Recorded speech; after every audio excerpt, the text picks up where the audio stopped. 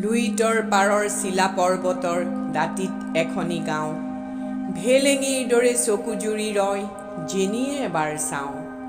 সেই গাঁৱতেই ৮০ বছৰীয়া মৰাণ বুঢ়াৰ ঘৰ।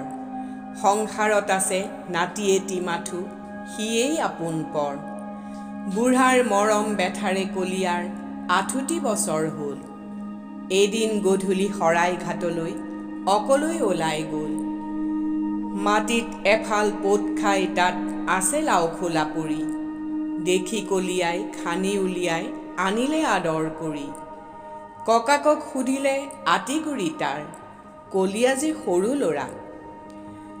ক'লে বুঢ়া আপে হুমুনিয়া কাঢ়ি, কথাটি আগৰে পৰা। এদিন মোগলে সাগৰৰ দৰে অলেখ সেনানী লৈ ৰাম সিংহ ৰজাৰ লগত আহিল লোভত বলিয়া হৈ।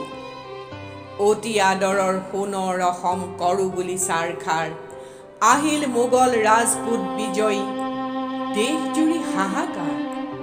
শৰাইঘাটৰ ৰজাৰ বিষয়া লাচিত ফুকন বীৰ, জনমভূমিক ৰাখিবৰ মনে উপায় কৰিলে স্থিৰ। দেশৰ কাৰণে প্ৰাণ দিবলৈ আহিল কতনো বীৰ।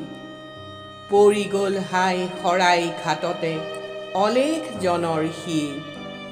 লাচিত বীৰৰ সহিব নোৱাৰি অতুল বিক্ৰম বল, মোগল সেনানী জয় আশা এৰি অহা বাটে ঘূৰি গ'ল।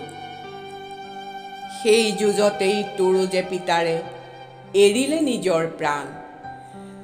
হাঁহি হাঁহি গৈ দেশৰ কাৰণে জীৱন কৰিলে দান। আজিও দেখোন মনত পৰিলে ফুলি উঠে বুকু মোৰ। জনমভূমিৰ কাৰণে মৰিল ভাগ্যৱান পিতা তোৰ। আলৈ আথানি নকৰিবি হেৰ' কোনোবা বীৰৰ মূৰ। অতি আদৰৰ বস্তু হেৰ' সিটো পবিত্ৰতা ভৰপূৰ।